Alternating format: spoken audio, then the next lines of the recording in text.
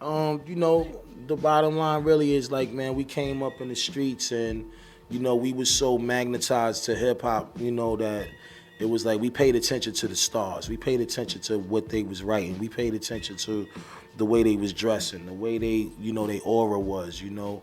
And I grew up under the Rakims and the Kanes and the KRSs and the, you know, Kool G Raps and the NWAs, and it's like, you know, sitting there just watching their style and their technique on how they made music, we felt like they was talking for us.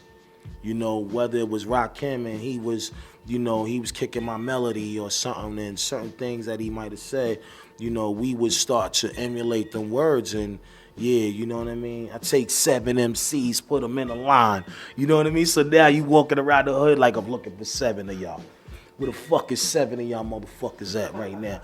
Shit like that. I mean, you know, as an MC, that we felt like, yeah, yo, I could take on 7. You know what I mean? But at that time, it was just a sound that it was needed for us, because it was like English lessons for us.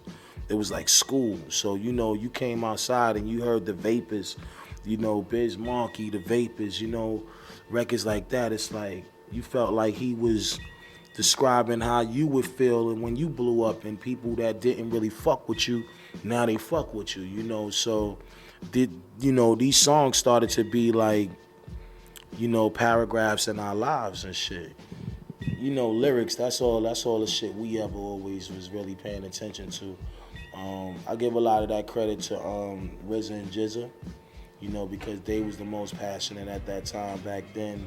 You know, I'm talking about in the early 90s, like maybe 89, 88, 87.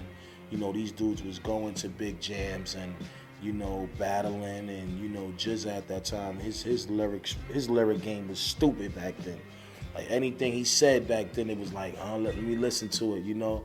And being around them two, they made us really write more, you know, more harder, more intricate. You know, RZA had a lot of lyrics, you know, as far as he said every word that you could ever think of. He said it back then.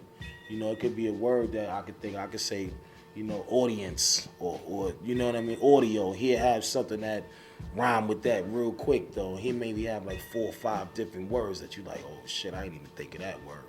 You know, so wordplay was always something big, and being attached to Wu-Tang Clan, it's like when you got so many different individuals that have different styles, you tend to pick up on everybody's style and put it in your box. And I think that that's what we all was doing at that time.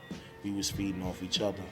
Yo, check it out. You know what it is. The chef Raekwon, man, chilling my peoples, man. DJ Booth, what's good? Hold it down. One.